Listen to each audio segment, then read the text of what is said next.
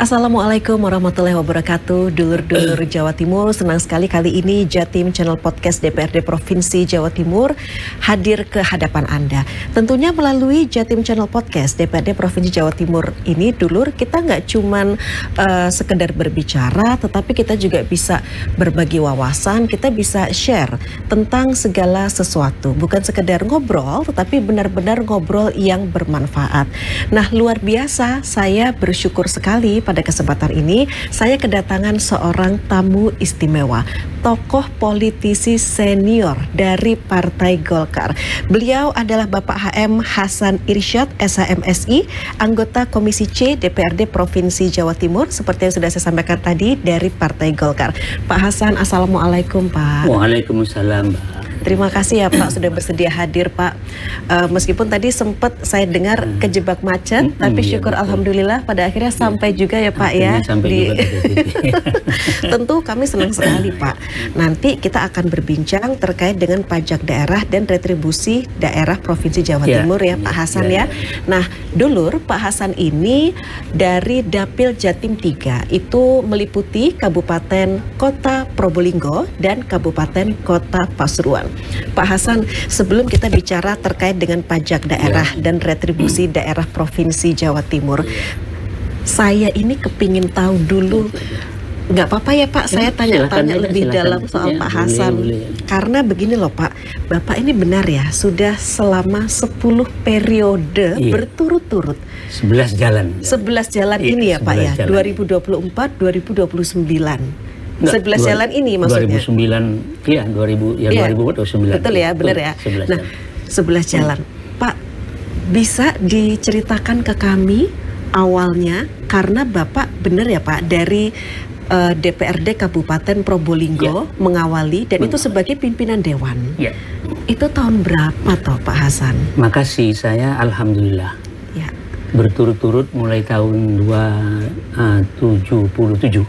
Dari tahun 77 ya. Saya tanggal belum 5 April saya dilantik sebagai anggota DPR Kabupaten Probolinggo. Itu belum saya jadi pimpinan Dewan. Baik. Belum jadi pimpinan Dewan. Karena waktu itu masih jadi satu antara TNI, Polri, dan Golkar. Waktu itu. Baik, iya. Nah, saya terus-menerus mulai tahun 77, tahun 77 ngikuti pemilu, 82, kemudian 87, kemudian 92, 97, sampai terus mengikuti, nggak pernah absen tiap pemilu-pemilu ini. Dan alhamdulillah dipilih terus. Syukur sampai alhamdulillah sekarang ini ya, di kabupaten 6 periode. Saya mulai tahun 82 saya sebagai pimpinan Dewan. Kemudian terus sampai tahun 2024 pimpinan Dewan. Setelah itu saya oleh pimpinan provinsi, oleh pimpinan Golkar di provinsi, saya disuruh ke provinsi. Majulah saya ke provinsi, alhamdulillah kepilih. Jadi 5 periode ini saya di provinsi. Jadi selalu terpilih ya alhamdulillah, Pak Hasan, ya? Tidak ada jeda. Jadi terus menerus 77 sampai tahun 2024 ini alhamdulillah kepilih terus. Dan Pak Hasan berarti menikmati setiap fase masa demokrasi, begitu ya Pak ya. Sampai kemudian sekarang di masa reformasi, Bapak sangat menikmati setiap prosesnya. Setiap proses, setiap periode, setiap orde ini.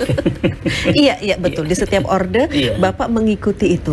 Pak Hasan boleh berbagi tips kok bisa kepilih terus? Artinya begini loh Pak, Bapak benar-benar memegang teguh komitmen yang dititipkan oleh konstituen kepada Pak Hasan. Seperti apa Pak? Sering turun ke bawah? Sering, saya juga ditanya sering oleh teman-teman, apa resepnya Pak? Berarti saya ini udah pertanyaan kesekian ya Pak? Kesekian kalinya.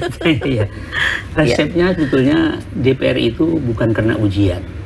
Lain dengan camat, lain dengan pegawai negeri, kepala sekolah. Itu sekalipun tidak, yang penting memenuhi syarat, ijazahnya, lulus ujiannya, ya terpilih. Tapi kalau DPR sekalipun punya uang, sekalipun punya ijazah, tapi tidak dipilih oleh masyarakat, jangan bakalan jadi anggota DPR. Tidak mungkin. Jadi resepnya untuk jadi anggota DPR, agar supaya dipilih tiap periode itu, ya kuncinya harus perhatian kepada masyarakat yang memilih. Harus punya data yang jelas kita. Itu desa mana saya dapat suara berapa. Kecamatan mana saya dapat berapa. Di kota Pasuruan saya berapa. Kabupaten Pasuruan berapa. Kota Probolinggo berapa. Desa ini berapa. Dari desa saya itu, saya kalkulasi semua. Saya tiap pemilu itu, insya Allah tidak kurang dari 100.000 yang milih Hasan Irsyad. Ada 103, paling sedikit 93.000. Itu paling sedikit paling ya Pak sedikit Hasan ya? 93.000 yang milih Hasan Irsyad. Iya. Nah itu saya rawat, saya perhatikan. Tidak menjelang pemilu, tidak menjelang akan laksanakan pemilu, tapi begitu kita dilantik, begitu lantik kita turun ke masyarakat. Jadi tidak usah menunggu masa menjelang pemilihan. Tidak usah menjelang pemilu, kita nunggu, kita atau masyarakat, tampung aspirasi masyarakat. Yang butuh madrasah kita perhatikan, yang butuh musola kita perhatikan, butuh masjid kita perhatikan, butuh paping kita perhatikan, sampai rumah tidak layak huni kita, sampai tingkat WC-nya pun kita perhatikan. Jadi sampai hal yang terkecil. Sangat kecil sekali kita perhatikan. Benar ini. Ini yang saya kerjakan mulai tahun 77 sampai ini. Sampai saat sampai ini sekarang Pak ini. Hasan. Bapak usianya 76 ya. Sekarang, ya. Bapak terlihat fit dan selalu gesit. Alhamdulillah saya tiap hari. Tadi saya jalan aja di rumah sini 5 kilo saya tiap pagi. Setiap pagi tapi tidak lari. Iya, jalan biasa. Jalan biasa.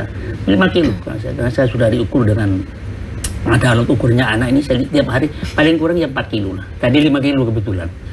Karena mau ke Mojokerto, agak siang saya jalan dulu ya 5 kilo. Ya itu resep saya.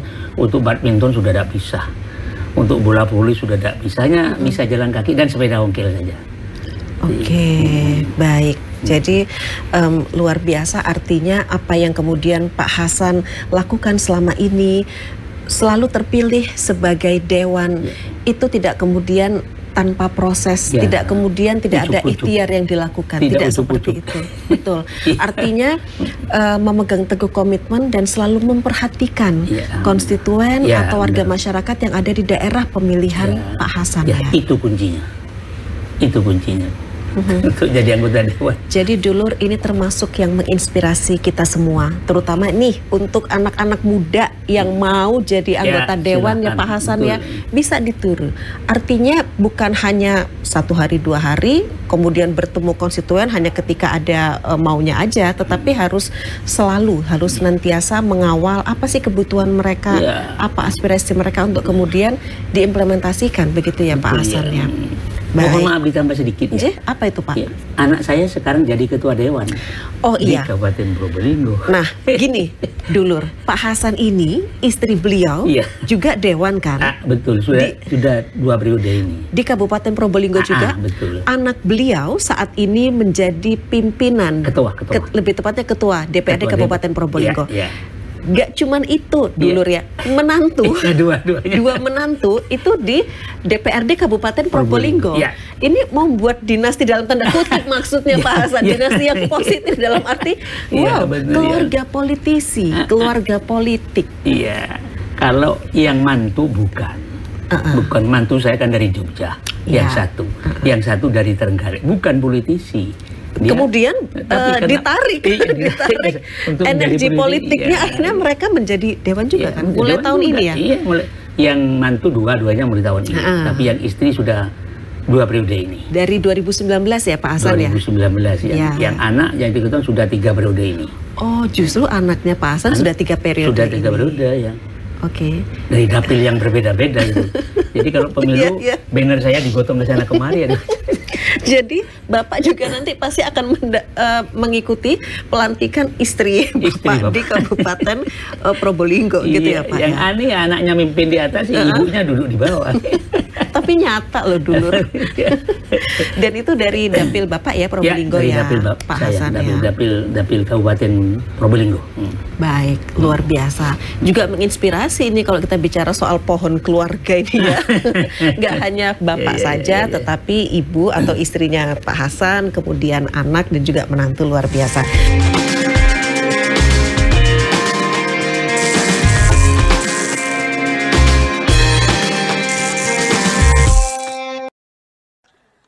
Listrik untuk rakyat PLN sambung listrik 812 masyarakat prasejahtera di Jawa Timur.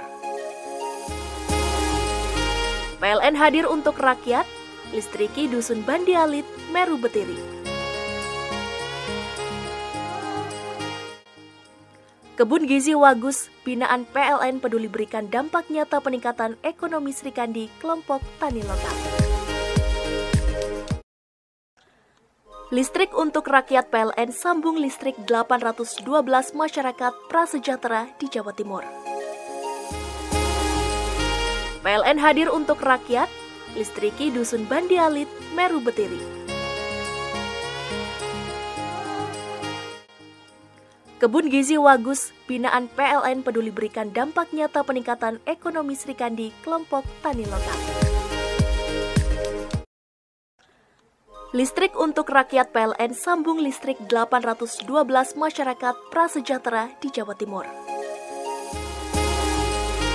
PLN hadir untuk rakyat, listriki Dusun Bandi Alit, Meru Betiri. Kebun Gizi Wagus, binaan PLN peduli berikan dampak nyata peningkatan ekonomi Sri Kandi kelompok tani lokal. Listrik untuk rakyat PLN sambung listrik 812 masyarakat prasejahtera di Jawa Timur. PLN hadir untuk rakyat, listriki Dusun Bandi Alit, Meru Betiri. Kebun Gizi Wagus, binaan PLN peduli berikan dampak nyata peningkatan ekonomi Sri Kandi kelompok tani lokal. Listrik untuk rakyat PLN sambung listrik 812 masyarakat prasejahtera di Jawa Timur. PLN hadir untuk rakyat, listriki Dusun Bandi Alit, Meru Betiri. Kebun Gizi Wagus, binaan PLN peduli berikan dampak nyata peningkatan ekonomi Sri Kandi kelompok tani lokal. Listrik untuk rakyat PLN sambung listrik 812 masyarakat prasejahtera di Jawa Timur. PLN hadir untuk rakyat, listriki Dusun Bandi Alit, Meru Betiri. Kebun Gizi Wagus, binaan PLN peduli berikan dampak nyata peningkatan ekonomi Sri Kandi kelompok tani lokal. Listrik untuk rakyat PLN sambung listrik 812 masyarakat prasejahtera di Jawa Timur. PLN hadir untuk rakyat, listriki Dusun Bandi Alit, Meru Betiri. Kebun Gizi Wagus, binaan PLN peduli berikan dampak nyata peningkatan ekonomi Sri Kandi kelompok tani lokal. Listrik untuk rakyat PLN sambung listrik 812 masyarakat prasejahtera di Jawa Timur. PLN hadir untuk rakyat, listriki Dusun Bandi Alit, Meru Betiri. Kebun Gizi Wagus, binaan PLN peduli berikan dampak nyata peningkatan ekonomi Sri Kandi kelompok tani lokal. Listrik untuk rakyat PLN sambung listrik 812 masyarakat prasejahtera di Jawa Timur. PLN hadir untuk rakyat, listriki Dusun Bandi Alit, Meru Betiri.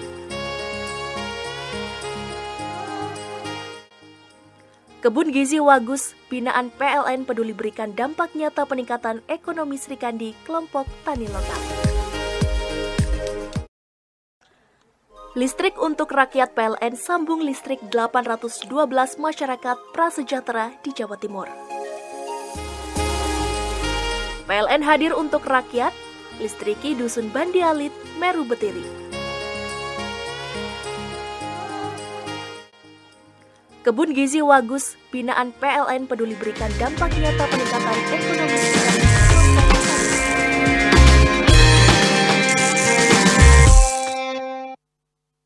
Nah, Pak Hasan ini duduk di Komisi C DPRD Provinsi Jawa Timur.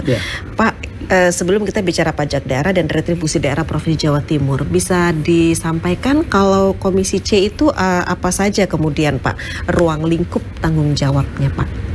Komisi C itu istilahnya kalau di lembaga legislatif itu adalah komisi yang menghimpun dana bukan menghabiskan dana. harus dicatat ya. Iya, yang menghimpun dana. Yang menghimpun mendatangkan dana itu Komisi C. Iya. Komisi A yang mendistribusikan, yang make. Komisi B yang make. Komisi D yang masih. Komisi E yang make. Tapi Komisi C yang mencari uang. Nah, Komisi C itu yang membidangi terkait dengan masalah keuangan dan perbankan. Salah satunya. Kemudian terkait dengan masalah pajak dan distribusi. Kemudian terkait dengan perusahaan patungan. Kemudian terkait dengan masalah pemegang kas daerah dan keuangan. Kemudian terkait dengan masalah badan usaha dan penanaman modal. Kemudian terkait juga dengan masalah pengawasan keuangan dan pembangunan. Itu salah satunya tugas yang ada pada Komisi C. Ya, baik. Tugas termasuk berarti kita bicara pajak daerah, retribusi daerah Provinsi Jawa Timur, itu juga merupakan domainnya dari Komisi C ya, Pak Hasan ya. Betul. Kalau kemudian kita bicara mengenai pendapatan Jawa Timur ini, Pak, untuk pendapatan terbesar di Jawa Timur ini terbesarnya dari apa sih? Jawa Timur itu tiap tahunnya pendapatan terbesar jadi sektor pajak. Contoh ya, pada tahun 2024, saya bicara 24 dulu, itu pendapatan Jawa Timur itu 35 triliun sekian. Tepatnya kalau 30 triliun 749 barangkali, sekian. Nah itu 53,8% itu dari sektor pajak. 2004 sekitar 19 triliun sekian. Gitu, ya. Tahun 2024. Jadi dominan pendapatan di Jawa Timur ini adalah sektor pajak dari sekian triliun itu. Dari pajak. Nah kemudian begini Pak Hasan, kita bicara salah satunya adalah pajak kendaraan bermotor. Ini kan ada Undang-Undang Nomor 1 Tahun 2022 tentang hubungan keuangan antara pemerintah pusat dan daerah yang berlaku itu mulai 5 Januari 2025 ya Pak Hasan ya. Nah itu seperti apa? Artinya kan ada mekanisme yang berubah. Salah satunya mungkin tadi yang harus melalui pemerintah provinsi bisa langsung ke pemerintah kabupaten kota, memberikan pemahaman begitu Pak terkait pajak kendaraan bermotor kepada masyarakat Pak Hasan. Betul. Makasih. Ini ada namanya istilah option ya. Option. Jadi kalau tahun 2024 itu pemerintah provinsi itu dapat 70% dari pajak kendaraan bermotor dan BPNKB biaya balik nama kendaraan bermotor. Itu dapat 70%. Tapi dengan undang-undang yang baru ini sekarang yang berlaku sejak tanggal 5 Januari 2005 itu tidak lagi pemerintah provinsi dengan option pajak ini tidak lagi 70%. Jadi provinsi itu hanya kebagian 30%. Yang 70% itu ada di kabupaten kota. Ini tapi tidak semuanya kota menguntungkan. Betul. Nah, tidak semuanya kota rugi dengan undang-undang ini. Contoh, kalau kota Surabaya yang kendaraannya volumenya besar, kota Malang, mungkin Sidoarjo bisa menguntungkan ini. Tapi kalau Sampang, kalau Pamekasan, kalau Trenggalek, mungkin Nganjuk, ini kan kendaraannya sedikit. Jadi mungkin ya tidak sama dengan Surabaya. Ini rugi dengan sistem ini. Kalau sistem ini, jadi tapi ada di sistem lain juga yang akan menggendong agar supaya yang bersangkutan itu tidak rugi. Jadi saling menopang, saling menutup begitu saling menopang, ya. Jadi option pajak ini di Jawa Timur untuk tahun 2025 ini dari 35 triliun sekian itu menjadi 28 triliun sekian pendapatannya. Karena sekitar 4,250 triliun itu hilang masuk kabupaten kota ya kena option pajak ini. Option pajak ini. Lah di kabupaten kota sekarang ya yang sudah mulai yang memang besar kendaraannya ini meningkat, ada meningkat sampai 5 triliun, ada meningkat sampai 9 triliun barangkali di Surabaya sampai belasan. Tapi ada yang kurang, ada yang jalan di tempat. Jadi option pajak ini yang memang tidak semuanya menguntungkan, ada juga yang membuat rugi. Tapi provinsi itu sekarang jelas kurang.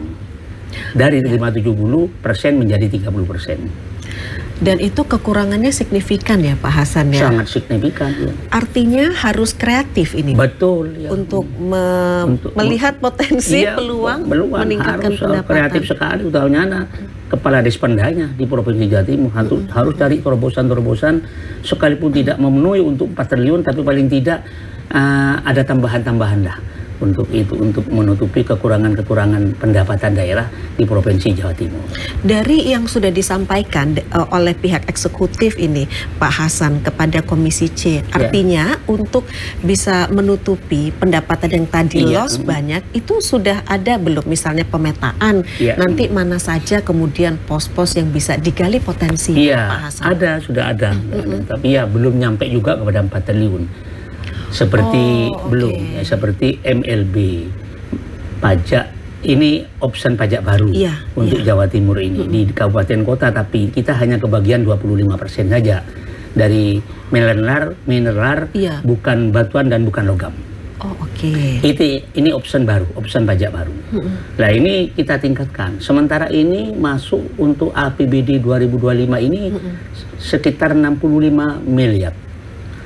Potensi menurut ESDM potensi di 38 kabupaten kota ini sekitar 95 miliar. Tapi sekarang masih diakomodasikan dimasukkan dalam APBD 2005 ini sekitar 65 miliar. Ini salah satu yang dulu tidak ada. Betul. Nah, kemudian ada dari sektor distribusi juga peningkatan distribusi jasa usaha, distribusi kesehatan. Itu sekarang kalau distribusi kalau tidak keliru sekitar 1,7 triliun. Itu yang dalam rangka untuk mengurangi ini juga. Dan satu untuk mengurangi pos belanja juga agar supaya tidak terlalu sama dengan yang dulu. Mungkin biaya perjalanan dikurangi sehingga agak balance nanti antara kekurangan 4 triliun sehingga ada pemasukan sehingga agak balance sedikit ini. Baik, jadi memang harus kreatif itu tadi Pak Hasan. Artinya pos yang mungkin tadinya tidak begitu diperhatikan terkait dengan kontribusi pemasukan untuk PAD provinsi, sekarang benar-benar digali dan benar-benar diinventarisir. Benar-benar iya betul, benar. Oke. Nah kemudian terkait dengan jenis dan besaran target penerimaan pajak daerah dan retribusi daerah di tahun anggaran 2025 ini Pak Hasan. 2025 ini ya. Target anggaran 2025 ini 28 sekian triliun. 28 sekian triliun sekian. Baik. Itu dari sektor pajaknya ya sekitar 12 triliun sekian. Dari sektor retribusinya sekitar 3,88 triliun barangkali. Itu. 3 triliun 88 didistribusi. Jadi kurang daripada tahun 2024. 2024 ini memang melonjaknya luar biasa. Jadi luar biasa dari sektor retribusi luar biasa, PKB luar biasa, BPNKB luar biasa semua. BPNKB-nya juga BPNKB juga, ya. BPNKB-nya juga. Baru kemudian mungkin di tahun 2025 ini harus ada penyesuaian karena itu tadi karena bicara soal undang-undang yang nomor 1 tahun 2022 begitu ya. Jadi kemudian pemerintah provinsi dan juga pemerintah kabupaten kota juga harus bisa menyesuaikan lah antara pemasukan dengan mungkin pengeluaran juga pembelanjaan. Pak Hasan begini, artinya dengan adanya option ini memang di satu sisi itu tadi ya kabupaten kota ada yang merasa untungnya signifikan, tetapi ada juga yang mungkin mereka masih harus menggali pos lain untuk menutupi kekurangan pemasukan dari pajak kendaraan bermotor. Benar. Itu juga yang harus difikirkan pastinya oleh teman-teman di daerah Pak Hasan ya. Jadi bagi yang memang diuntungkan ya memang berpacu juga. Bagi yang diuntungkan ya memang melaksanakan welcome saja. Tapi bagi yang tidak diuntungkan dari sektor-sektor lain mereka itu sudah berusaha untuk meningkatkan pendapatannya. Dari sektor mungkin dari sektor distribusi atau pajak-pajak apa gitu. Itu mungkin sudah mulai ditingkatkan juga oleh daerah-daerah yang memang tidak kebagian untung dari option pajak itu. Dari kebijakan ini ya Pak Hasan. Pak Hasan silakan kita minum dulu ya Pak ya. Bismillahirrahmanirrahim.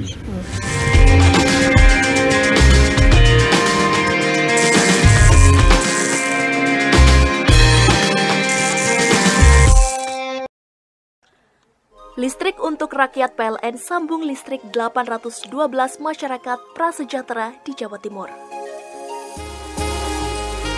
PLN hadir untuk rakyat, listriki Dusun Bandialit, Meru Betiri.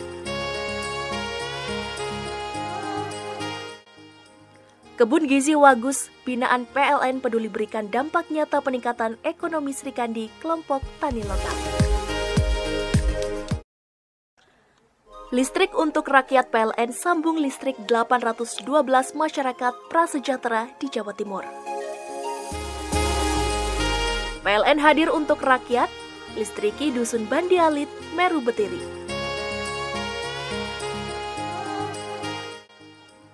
Kebun Gizi Wagus, binaan PLN peduli berikan dampak nyata peningkatan ekonomi Srikandi, kelompok tani lokal. Listrik untuk rakyat PLN sambung listrik 812 masyarakat prasejahtera di Jawa Timur. PLN hadir untuk rakyat, listriki Dusun Bandialit, Meru Betiri.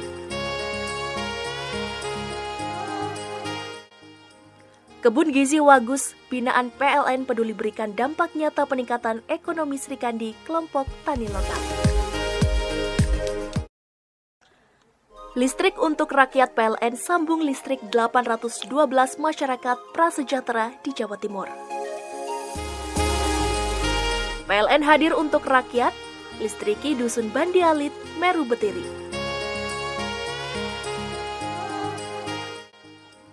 Kebun Gizi Wagus, binaan PLN peduli berikan dampak nyata peningkatan ekonomi Srikandi, kelompok tani lokal. Listrik untuk rakyat PLN sambung listrik 812 masyarakat prasejahtera di Jawa Timur. PLN hadir untuk rakyat, listriki Dusun Bandialit, Meru Betiri.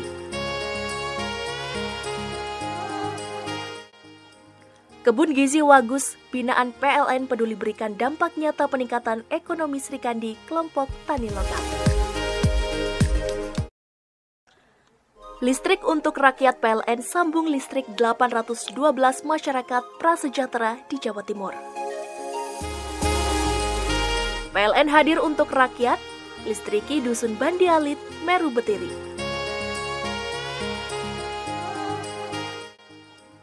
Kebun Gizi Wagus, binaan PLN peduli berikan dampak nyata peningkatan ekonomi Srikandi, kelompok tani lokal.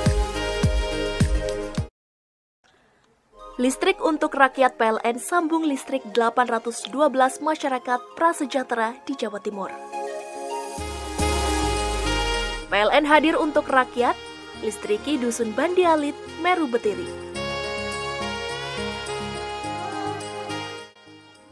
Kebun Gizi Wagus, binaan PLN peduli berikan dampak nyata peningkatan ekonomi Srikandi, kelompok tani lokal.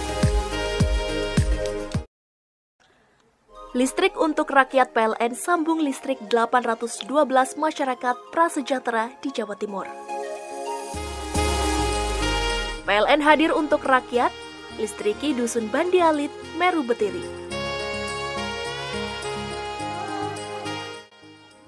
Kebun Gizi Wagus, binaan PLN peduli berikan dampak nyata peningkatan ekonomi Srikandi, kelompok tani lokal. Listrik untuk rakyat PLN sambung listrik 812 masyarakat prasejahtera di Jawa Timur. PLN hadir untuk rakyat, listriki Dusun Bandialit, Meru Betiri. Kebun Gizi Wagus, binaan PLN peduli berikan dampak nyata peningkatan ekonomi Srikandi, kelompok tani lokal. Listrik untuk rakyat PLN sambung listrik 812 masyarakat prasejahtera di Jawa Timur. PLN hadir untuk rakyat, listriki Dusun Bandialit, Meru Betiri.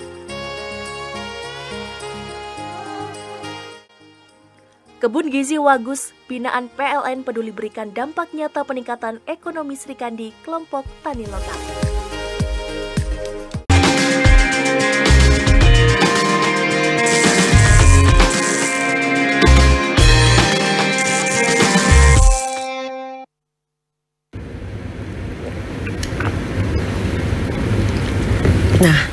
Hasan, pasti ada tantangan, ada kendala yang dihadapi oleh pemerintah daerah terkait dengan meningkatkan sumber pendapatan daerah.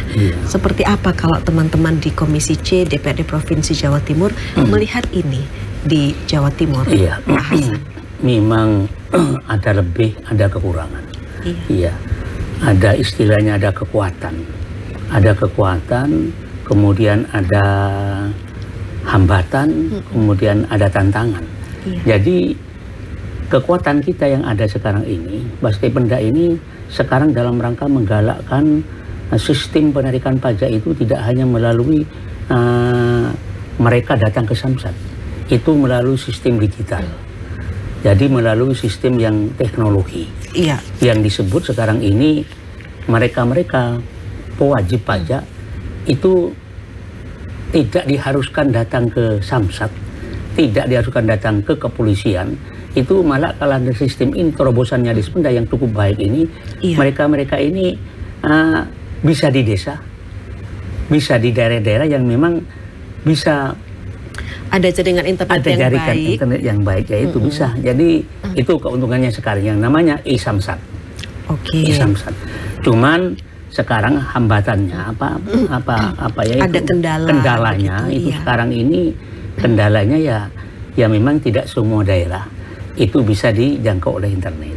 Tidak semua seperti di Sumeneb, mungkin seperti di Trenggalek di ujung sana, mungkin di Pacitan, masih di pelosok begitu ya Pak inilah Hasan, merupakan tugas daripada pemerintah Provinsi Jawa Timur agar semua memikirkan bagaimana ini secara mungkin proaktif para petugas-petugas penagih pajak datang ke daerah. Betul. Karena kan memang sekarang ini kita harus menyesuaikan dengan perkembangan zaman terkait dengan digitalisasi ya Pak Hasan ya.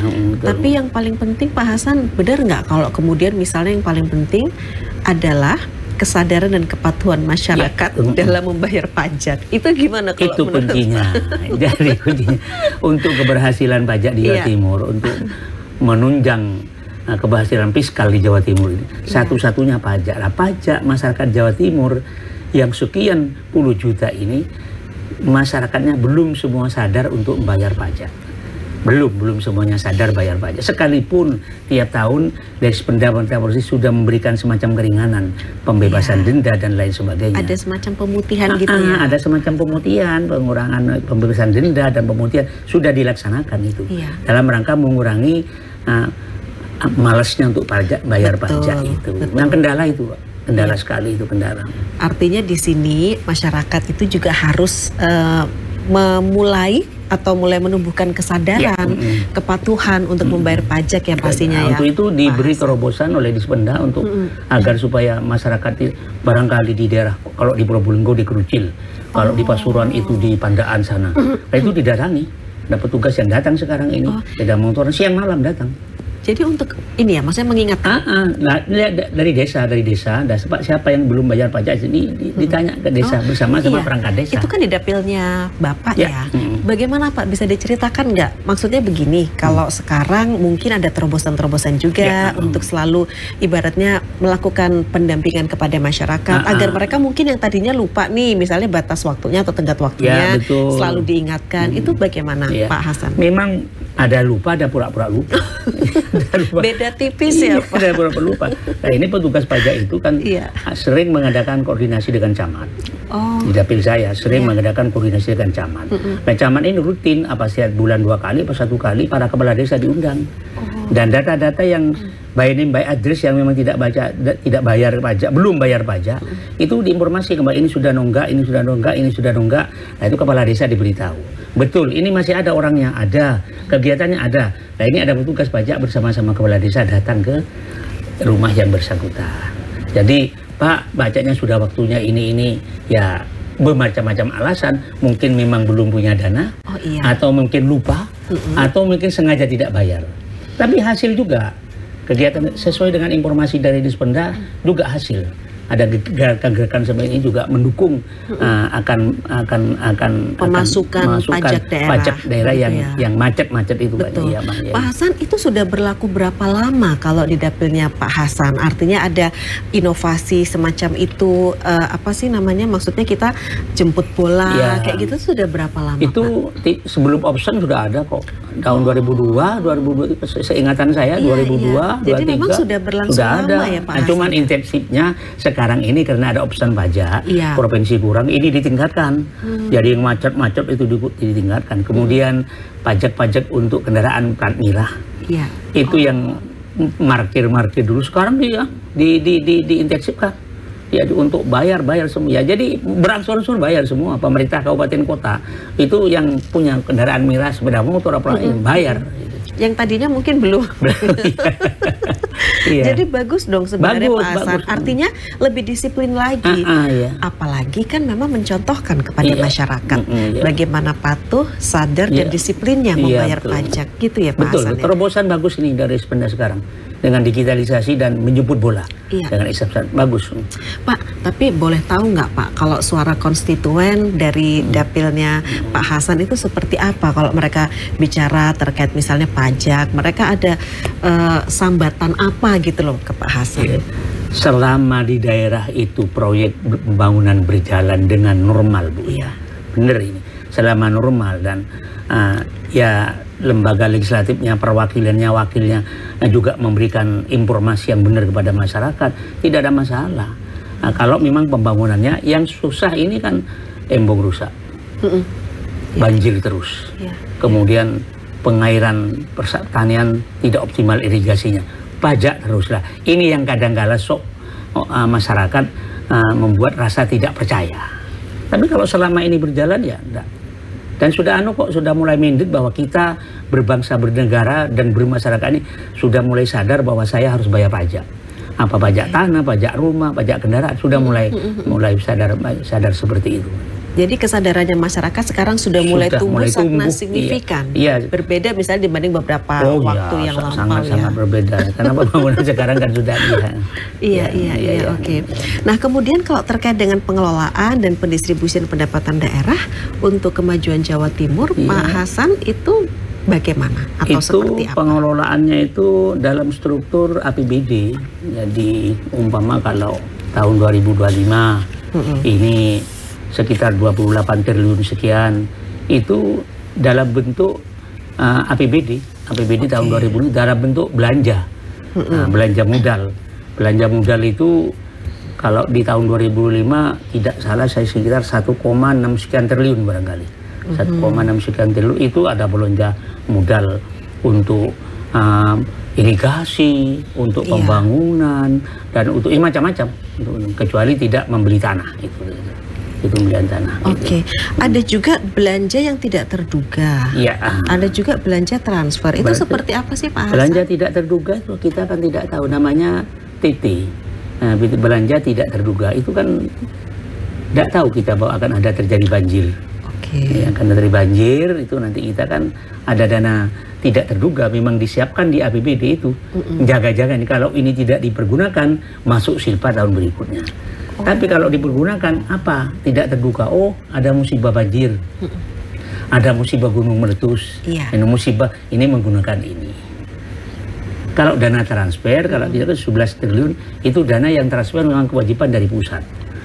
Itu yang peruntukannya sudah tidak bisa diganggu gugat. Itu hanya transfer saja, hanya transit saja di APBD provinsi. Tapi peruntukannya untuk ini sudah diatur oleh pusat. Begitu. Kalau tidak keliru 11 triliun barangkali ini. Jadi dana transfer pusat ke daerah ya? Ke daerah, transfer pusat ke daerah ya.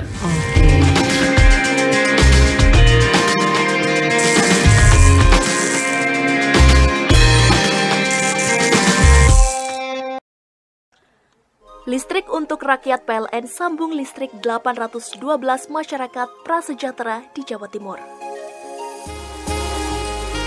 PLN hadir untuk rakyat, listriki Dusun Bandi Alit, Meru Betiri.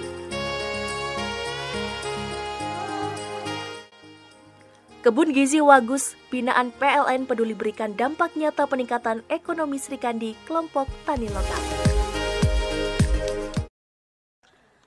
Listrik untuk rakyat PLN sambung listrik 812 masyarakat prasejahtera di Jawa Timur.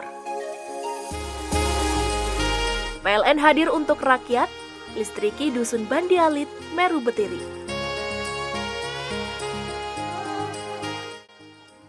Kebun Gizi Wagus, binaan PLN peduli berikan dampak nyata peningkatan ekonomi Srikandi, kelompok tani lokal.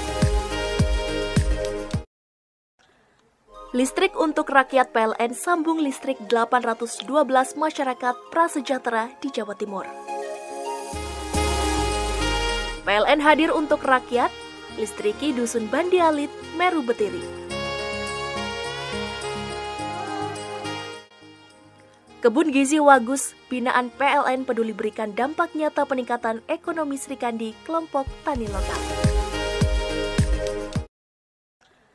Listrik untuk rakyat PLN sambung listrik 812 masyarakat prasejahtera di Jawa Timur. PLN hadir untuk rakyat, listriki Dusun Bandi Alit, Meru Betiri.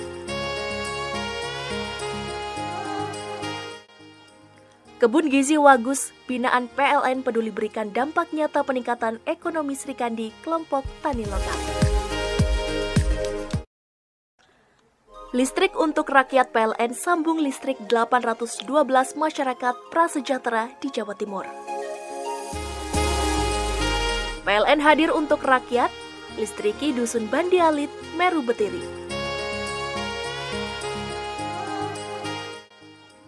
Kebun Gizi Wagus, binaan PLN peduli berikan dampak nyata peningkatan ekonomi Srikandi, kelompok tani lokal. Listrik untuk rakyat PLN sambung listrik 812 masyarakat prasejahtera di Jawa Timur. PLN hadir untuk rakyat, listriki Dusun Bandi Alit, Meru Betiri. Kebun Gizi Wagus, binaan PLN peduli berikan dampak nyata peningkatan ekonomi Srikandi, kelompok tani lokal. Listrik untuk rakyat PLN sambung listrik 812 masyarakat prasejahtera di Jawa Timur. PLN hadir untuk rakyat, listriki Dusun Bandi Alit, Meru Betiri.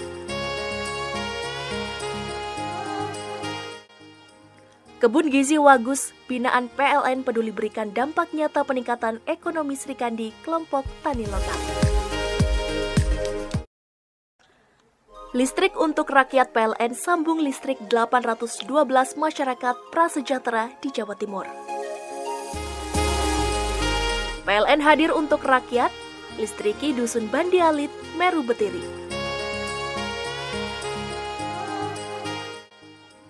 Kebun Gizi Wagus, binaan PLN peduli berikan dampak nyata peningkatan ekonomi Srikandi, kelompok tani lokal.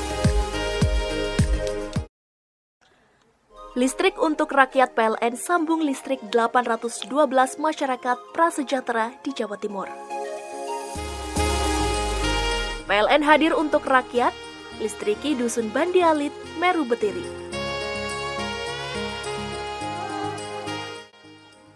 Kebun Gizi Wagus, binaan PLN peduli berikan dampak nyata peningkatan ekonomi Srikandi, kelompok tani lokal. Listrik untuk rakyat PLN sambung listrik 812 masyarakat prasejahtera di Jawa Timur. PLN hadir untuk rakyat, listriki Dusun Bandi Alit, Meru Betiri.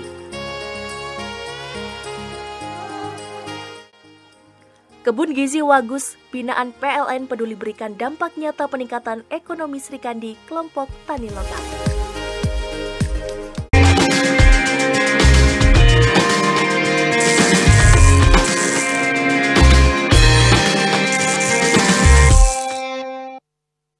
Ini bicara soal kewenangan dari teman-teman di Komisi C sendiri begitu ya, untuk melakukan pengawasan keuangan daerah atau pendapatan daerah. Ini bagaimana sih sejauh ini Pak Hasan? Pengawasan itu Bu ya seperti yang diatur dalam peraturan bahwa DPRD itu adalah fungsinya ada 3. Fungsi legislasi, membuat peraturan daerah bersama gubernur, fungsi budgeting, anggaran dan fungsi pengawasan. Karena DPRD ini berfungsi sebagai fungsi pengawasan, maka bermitra dengan Provinsi Jawa Timur. Yang disebutin. Nah, karena bermitra, DPRD ini dan mengelola anggaran itu berkewajiban untuk mengadakan pengawasan.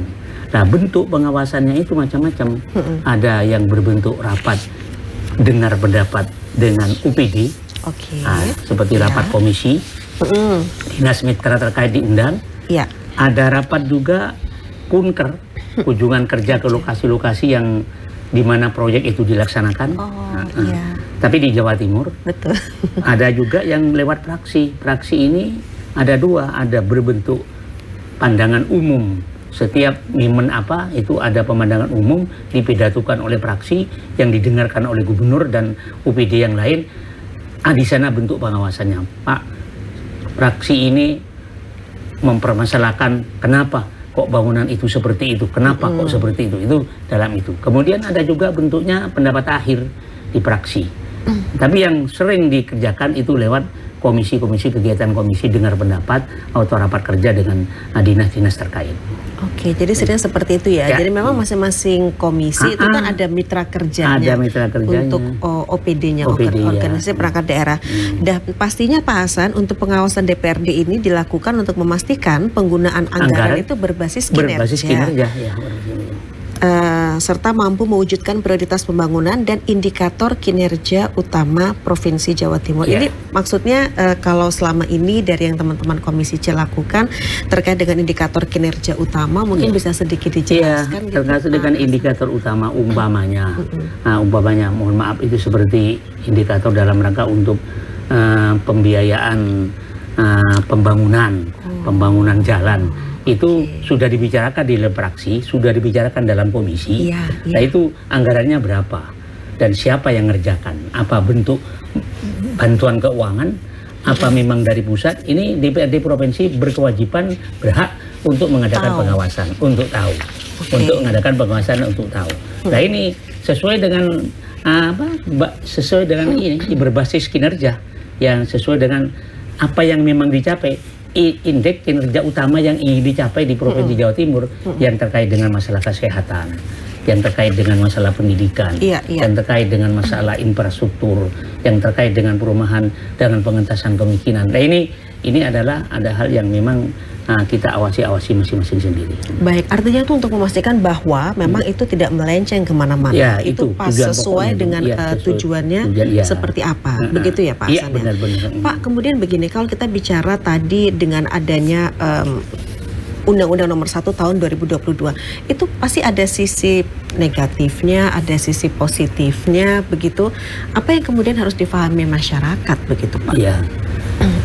Memang betul, jadi tidak semuanya itu mengandung positif dan tidak semuanya itu negatif.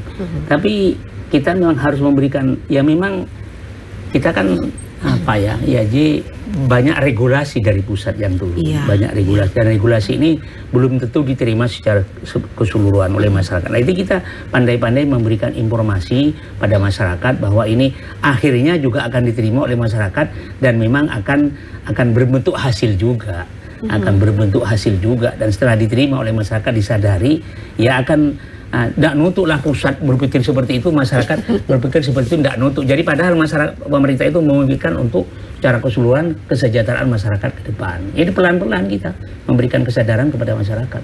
Tapi kalau di dapilnya Pak Hasan sendiri ketika Bapak menyampaikan hal ini begitu ya, itu bagaimana Pak? Ada kendala atau ada tantangannya nggak Pak? Selama saya istilah tiap bulan saya turun. Bulan saya turun. Tiap bulan saya turun 12 titik tiap turun. Tiap titik itu 100 orang. 100 sampai 125. Saya informasikan bahwa undang-undang tenaga kerja, kemudian undang-undang yang terkait dengan Undang-Undang 1 tahun 2002 kami informasikan bagaimana UMKM. Ya memang masyarakat awam ini masih pertanyaannya perlu diberi penjelasan yang sesuai dengan tingkat pendidikannya masyarakat itu. Iya. Kerja yang menerima juga pelan-pelan. Jadi maksudnya kita juga menggunakan bahasa yang mereka pahami, menyesuaikan begitu ya, menyesuaikan dengan masyarakat yang itu. Kita tidak perlu tinggi bahasanya pun, kalau dialeknya ya banyak bahasa Indonesia pakai Indonesia, kalau Jawa ya pakai Jawa, Madura ya pakai Madura kita untuk memahamkan apa yang dimaksud oleh aturan dari pusat itu dan dari provinsi. Iya, jadi artinya memang Pak Hasan juga secara berkelanjutan dan selalu mengadakan pertemuan juga pastinya dengan harus itu konstituen. Harus jadi ditinggal oleh konstituen kalau kita tidak rutin. Jadi hanya minta, istilahnya, Pak, jangan hanya minta dukungan untuk dipilih saja, Pak, tapi setelah dilatih ya kita perhatikan besok tanggal Minggu 22 ini kita ada 3 tempat. Iya, ketemuan sama konstituen. Pertemuan dengan konstituen. Kita sampaikan undang-undang, peraturan bagaimana bayar PKB, bagaimana pajak mineral, dan ya kita informasikan kepada masyarakat. Bagaimana UMKM, bagaimana cara untuk memperoleh kredit, kita sampaikan kepada masyarakat. Oh iya, kalau terkait yang mineral itu tadi, yang mineral bukan logam itu loh Pak Hasan, itu seperti apa Pak kalau di dapilnya Pak Hasan sendiri? Itu situasional, tidak banyak, ada yang banyak, ada seperti kalau di Mojokerto tadi ini ya, targetnya untuk 1 tahun anggaran 2025 ini 3 triliun sekian. 3 miliar sekian. 3 miliar. Ya. Mineralnya itu. Karena di Mojokerto banyak memang tambang-tambang yang memang ada silakan. Tapi kalau daerah seperti di Bondowoso, itu hanya 1 juta kemampuannya. Jadi situasional, tergantung. Jadi tidak semuanya dipukul rata harus sekian, tidak. Itu tergantung ada enggak kegiatan-kegiatan mineral yang bukan logam, bukan batuan itu, seperti pasir-pasir putih itu ada enggak itu. Iya. Jadi mungkin setiap daerah itu memang berbeda. Berbeda. Kalau di Dapil Jatim 3 sendiri seperti apa? 3 sendiri yang besar itu Pasuruan. Kabupaten Pasuruan. Kabupaten Probolinggo juga besar. Tapi kota tidak. Kota duanya kota tidak. Kota Pasuruan kota kecil. Dan di Pasuruan karena masih ada jalan tol. Di Probolinggo masih ada jalan tol. Nah, itu masih tambangnya itu tanah pasirnya masih ngambil dari daerah-daerah yang di Kabupaten Kota Pasuruan, di Kabupaten Pasuruan, Kabupaten Probolinggo, tidak di kota. Lupa saya targetnya berapa. Iya, tapi paling tidak maksudnya potensinya ya ada, biasa juga. Potensinya ada ya Pak Hasan ya. Ada.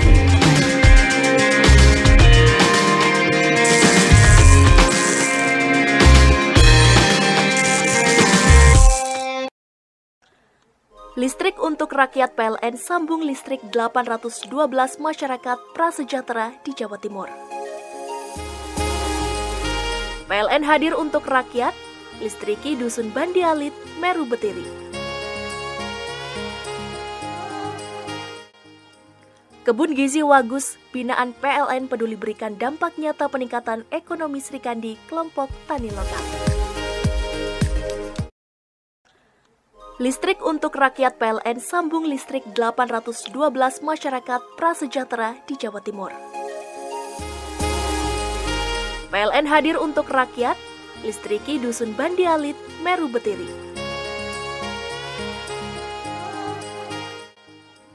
Kebun Gizi Wagus, binaan PLN peduli berikan dampak nyata peningkatan ekonomi Sri Kandi, kelompok tani lokal. Listrik untuk rakyat PLN sambung listrik 812 masyarakat prasejahtera di Jawa Timur. PLN hadir untuk rakyat, listriki Dusun Bandialit, Meru Betiri.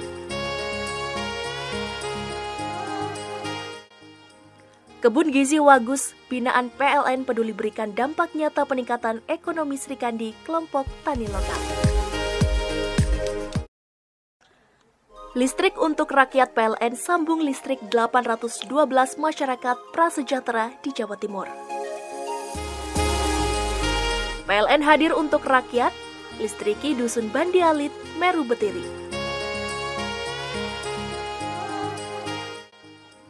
Kebun Gizi Wagus, binaan PLN peduli berikan dampak nyata peningkatan ekonomi Sri Kandi, kelompok tani lokal. Listrik untuk rakyat PLN sambung listrik 812 masyarakat prasejahtera di Jawa Timur. PLN hadir untuk rakyat, listriki Dusun Bandialit, Meru Betiri. Kebun Gizi Wagus, binaan PLN peduli berikan dampak nyata peningkatan ekonomi Sri Kandi, kelompok tani lokal.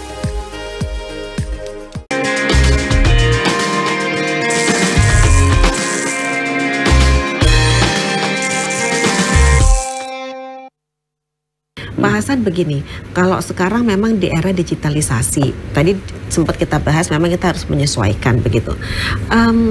Bisa tidak disampaikan di sini tantangannya sendiri apa kalau kemudian kita mau memaksimalkan pendapatan daerah melalui digitalisasi saat ini? Itu yang pertama, sekarang kan banyak ini harus pandai-pandai dari provinsi itu mengadakan pendekatan dengan ini kan ada supermarket. Oh iya. Ada Indomaret. Ada Maret seperti itu di daerah itu. Iya itu. Nah itu bisa kerjasama dengan itu kan bisa orang kan bayarnya pajak bisa di Indomaret, di supermarket. Jadi mereka menyediakan. Tantangannya cuma gimana agar supaya diajak kerjasama, saling merugikan, saling menguntungkan, tidak saling merugikan. Itu tantangan bagi kita itu untuk kerjasama antara dengan kegiatan-kegiatan pembisnis yang ada di daerah itu. Tapi sebenarnya potensi melalui kerjasama itu bisa digali sudah ada, sudah mulai ada. Kemudian kalau Pak Hasan melihat seperti apa kalau kita bicara ada e-Samsat sebagai salah satu inovasi pelayanan publik yang ada di Bapenda. Bapak melihat potensi ini untuk bisa dipergunakan? Sangat. DPRD mendukung sekali itu. e-Samsat mendukung. Satu, mengurangi kebocoran. Mengurangi kebocoran ya? Iya, artinya meja ini. Itu kalau digitalisasi sudah sekarang orang ngirit tenaga mestinya datang cukup dengan satu pintu. Betul. Satu pintu ya. Jadi lebih simpel. Lebih efektif, efisien. Lebih efektif. Bagus itu terobosan ini Samsat ini. Jadi teman-teman utamanya di Komisi C DPRD Provinsi Jawa Timur itu sangat mendukung itu. Dengan adanya e-Samsat sebagai satu inovasi pelayanan publik yang ada di Bapenda. Begitu ya Pak Hasan ya. Nah Pak Hasan, pada kesempatan ini di penghujung perjumpaan kita untuk Jatim Channel Podcast DPRD Provinsi Jawa Timur kali ini, Pak Hasan silakan Bapak mau menyampaikan apa kemudian yang harus diperhatikan oleh masyarakat, karena masyarakat ini membayar pajak tentu untuk pembangunan juga di Provinsi Jawa Timur, provinsi kita tercinta ini. Seperti apa Pak Hasan? Jadi harapan kami kepada pemerintah Provinsi Jawa Timur supaya jangan segan-segan, jangan bosan-bosan memberi dukungan, artinya meningkatkan kepada kabupaten kota agar kabupaten kota meningkatkan profesionalisme dalam rangka pemungutan pajak ini. Karena apa? Karena kabupaten kota berkepentingan juga. Nah ini provinsi coba dimotivasi terus agar kabupaten kota ini meningkatkan terus daya kerjanya untuk pungutan pajak ini. Pungutan pajak apapun saja itu supaya ditingkatkan karena berkepentingan. Satu, tingkatkan digitalisasi. Nah ini supaya masyarakat ini lebih mudah, lebih ringan, dan supaya ditingkatkan juga pengetahuan dan semacam pendidikan, semacam pelatihan ada edukasi dan pelatihan pada masyarakat itu agar supaya mau digitalisasi dan mau berelektronik ini. Itu harapan saya seperti itu. Pak Hasan, sebelum selesai, memang ada Pak, artinya pemerintah kabupaten kota yang mungkin terlihat saat ini kita bicara kinerja untuk meningkatkan pendapatan masih kurang optimal? Ada. Kalau kita ada yang biasa-biasa ada. Kalau tadi saya lihat di Blitar itu bagus sekali kerjanya. Jadi sampai saat ini bulan ini PBB-nya sudah masuk hampir 50%. Mojokerto barangkali sudah 50% barangkali. Itu kan karena daya seperti kota Surabaya itu meningkat sekali. Jadi daya kerjanya luar biasa sekalian. Baik, artinya benar ya Pak ya. Tadi harus dimotivasi seperti apa kemudian mereka bisa benar-benar optimal menggali potensi pajak daerah dan retribusi daerah, utamanya ini di Provinsi Jawa Timur. Baik, Dulur Jawa Timur, nggak terasa ya kita sudah artinya berbincang yang berisi begitu ya, terkait dengan pajak daerah dan retribusi daerah Provinsi Jawa Timur. Ada bonus juga tadi cerita mengenai keluarga Pak Hasan juga, yang artinya adalah keluarga politisi luar biasa. Pak Hasan Irsyad, matur nuwun, Bapak sudah bersedia berbincang dengan kami. Sehat selalu pastinya, salam untuk keluarga juga. Assalamualaikum. Waalaikumsalam warahmatullahi wabarakatuh. Dulur Jawa Timur, demikian tadi Bapak Hasan Irsyad SHMSI, anggota Komisi C DPRD Provinsi Jawa Timur dari Partai Golkar, Dapil Jatim 3, Kabupaten Kota Probolinggo, Kabupaten Kota Pasuruan, yang telah hadir dalam Jatim Channel Podcast DPRD Provinsi Jawa Timur kali ini. Sampai di sini kebersamaan kita dalam Jatim Channel Podcast DPRD Provinsi Jawa Timur. Dulur, saya Mustika Ratna. Terima kasih, sampai jumpa. Wassalamualaikum warahmatullahi wabarakatuh.